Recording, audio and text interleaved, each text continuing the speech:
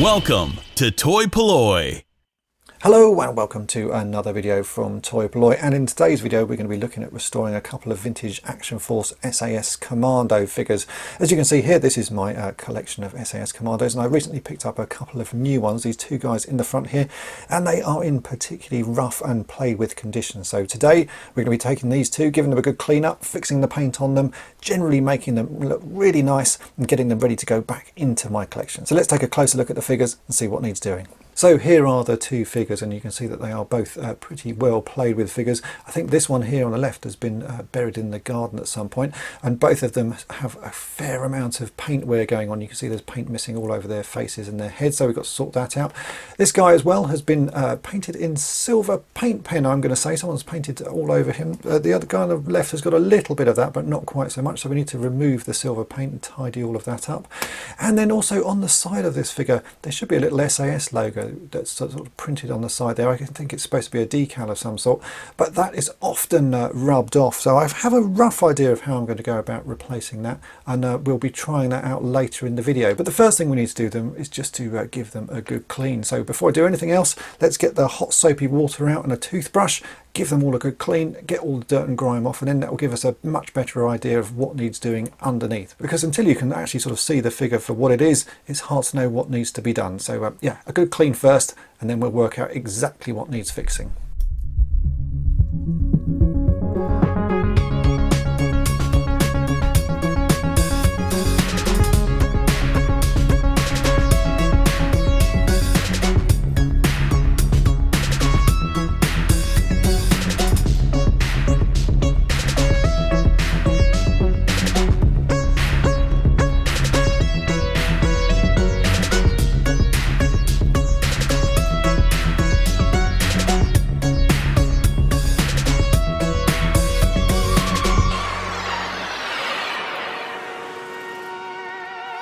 Okay, so here they are just after cleaning, and they're already looking a whole lot better. You can see they're really looking quite shiny, and actually all of the dirt was hiding some very nice figures underneath. There's a few little bits of wear and tear on the back of the legs, but overall it's not looking too bad. This figure, I did notice as I was cleaning it, it started to sort of split apart. You can see that the shoulder is coming apart there, so it might need to be glued back together. It's meant that it's actually filled a little bit with water, which shouldn't be an issue for the next stage, but when I come to clean out what we're going to remove the paint with, it might make it a little bit harder to do. So I've just sort of made a note that this one has got that split shoulder.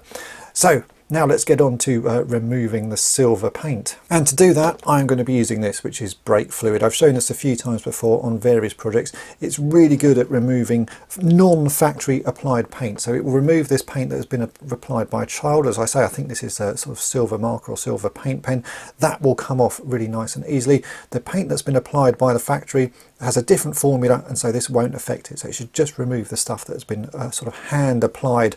All you've got to do is dunk the figures into the brake fluid for half an hour to an hour, and it will start to loosen the paint, and then using an old toothbrush we should be able to sort of scrape that away and brush it all off. It may take a little bit longer, but I'm hoping an hour is probably all it needs. So let's get these into the brake fluid, and then we've just got a little bit of waiting to do. So as you can see, I put it into a pot just because it's easier to sort of handle the figures and get them in and out. So we drop those ones in there. And then the paint on this one is all on his head or on his upper body, so we'll put that one in that way round. They may float a little bit, doesn't really matter, but let's give it half an hour or so, then we'll start scrubbing the old paint off. It's now been about 15 minutes, and already I can see that this is working. I've taken out the figure that had the least amount of silver paint on it, and just a little bit of rubbing with some kitchen towel, and I've got most of that silver off. So you can see that the belt buckle is now back to normal, and all the paint on his foot has gone. I will give this a good wash in a minute, with just again with some hot soapy water to remove any of this sort of the residue from the dot 4 brake fluid. But it really does make a massive difference. It's so quick to do. So let's have a quick look at this one. I think this one is going to take a little bit longer, but I would have thought already some of this paint will have started to loosen up, and we'll be able to get some of it off. So just get a little bit of the dot 4 off there, drip it back in. There's the figure, and you can see it's all over the back of this figure. So if I just gently start rubbing this, you can see immediately, there they go, it's starting to come off. It's coming away from that knife, and if I rub onto the back of the webbing, you can see it is already starting to be removed. Some of this is going to be a little bit awkward to get out because it's really in the sort of the cracks and crevices, but the bulk of it should come off quite easily. I may end up getting a little toothpick or something soft anyway, nothing metal, and then I should be able to scrape into that and just pull out the paint. But you can see it really does make a massive difference. It's so quick and so easy to remove this paint when you're using the brake fluid.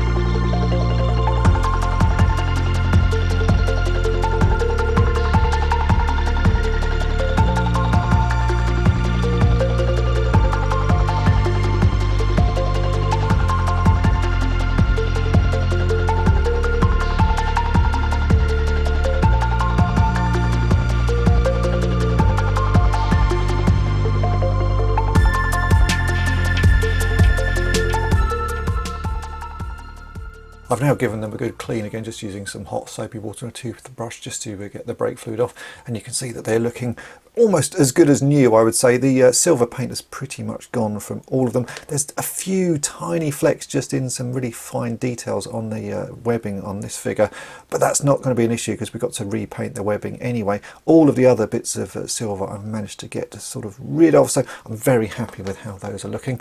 Now we can get on with painting these figures. So I'm going to start by painting the hat. This should be a sort of flat black, so I've got some Vallejo model colour paints here. This is number 70.950, which is flat black. So I'm just going to retouch the bits around the hat here. His eyes don't look like they've been damaged too much. Normally the eyes get a bit scraped as well, and I would redo those just using a pin with a little bit of paint on it. I've shown that before on some of my other videos, so do check those out for how to redo eyes. I think on these it's really just the hats that are going to need repainting. So this paint is a flat black. Once I put that on and let it dry, I'm then going to put a satin varnish over the top of it, and that will give it the same sort of sheen that the original paint had. I'll do that at the end though, because we've obviously got to repaint the grey as well. So let's get the black put on and then we'll sort out the grey.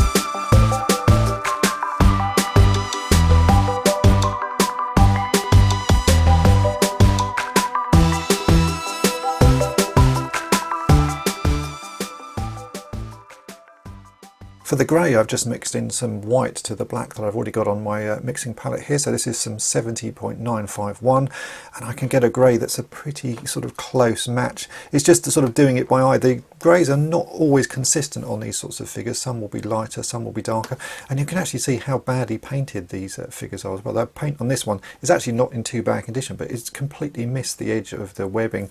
So I'm going to go sort of fairly sort of neat on this one, try and make it look as good as possible, but in reality you don't have to go that neat because none of these figures were particularly well painted. But yeah, let's get this painted up, and I'll hide the little bits of silver that are just left sort of showing through where I couldn't get it out of the sort of fine details. But then yeah, that should look pretty nice.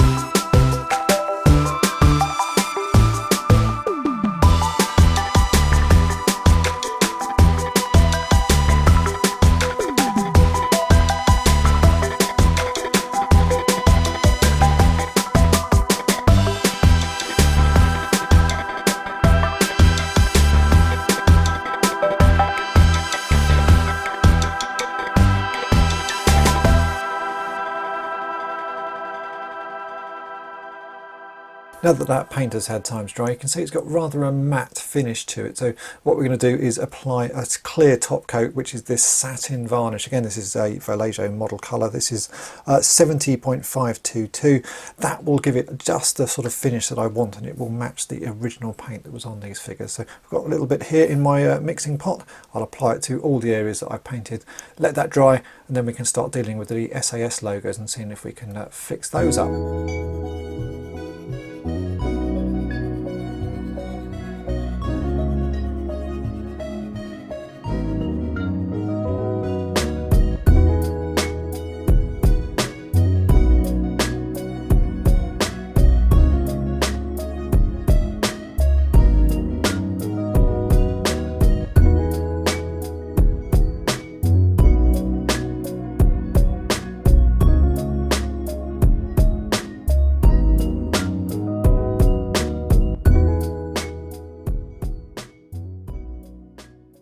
Now we come on to the SAS logos that are on the arms of these figures, and I had an idea a while back to use some water slide decals and sort of print my own versions of them, but the problem with that is that the water slide decals are clear and my printer doesn't print in white. So the yellow that I printed out, when you put it on a black background, essentially disappears, but I thought I'd still give it a go. So I have actually made some water slide decals with the SAS logo, and pretty much as I predicted, when you put them on the figure they disappear to nothing. Now I think you can get some white water slide decal paper, but I don't have any. The problem with that though would be that you then have to print black around it, and I don't think the black would match. So it's a nice idea, but I just can't get it to work at the moment. If you had a printer that printed white, that may be the way to do it, because you could print white onto the clear paper and then print yellow on the top of that, and then that would sort of show up on the black background. It's hard to explain, but it would work. There are very few printers though that actually print white. Pretty much all the printers I've seen at a reasonable price just use CMYK, so they rely on the white paper to get the colour to come through. So I've gone down a different route with this, and I've just been sort of hand painting them on. I thought it would be really quite tricky, but actually I've managed to get some reasonable results. So you can see here I've painted SAS on both sides of this figure. It's not perfect, but actually it's not too bad at all. I'm very happy with how that's come out. This one needs a little bit of tidying up. I'm going to get a pin in a minute, just sort of scrape away some of the excess, but you can see that doesn't look too bad at all. I'm very sort of surprised at how well that's come out. So that is what I'm going to do. I'm going to paint the SAS logos onto the shoulders. It's not going to be a perfect result, but it still doesn't look too bad at all. This figure here, you can see there's just a little bit left of the original SAS logo, so I'm going to paint over the top of that. I'm using again some Vallejo acrylics. This is 70.953, which is flat white, and I'm just going to go as neat and tidy as I can. This is by no means the best way of doing it. I'm sure there are better ways, and if you have ideas on how to do this, then please leave comments below. But the results I've managed to get on that one, I'm really quite happy with, so I might as well give the other one a go.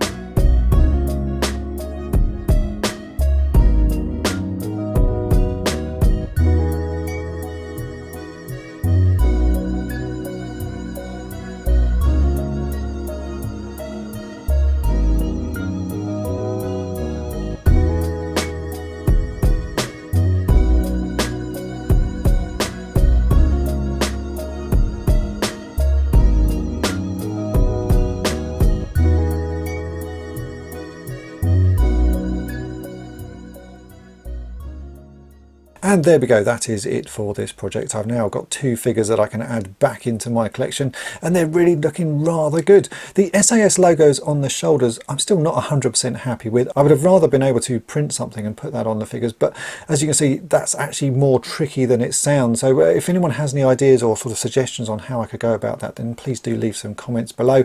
The hand-painted logos don't look too bad, but I think there'll be a better way of recreating those. It's just something I've not managed to work out at the moment, but otherwise you can see the figures are looking really rather nice. Just removing the silver paint and touching up the paint that was there has made a massive difference to them, and they are fit to go back on display. If you've enjoyed this video, then make sure to hit the subscribe button and tap the bell to be notified each time I upload a new video, and thanks for watching.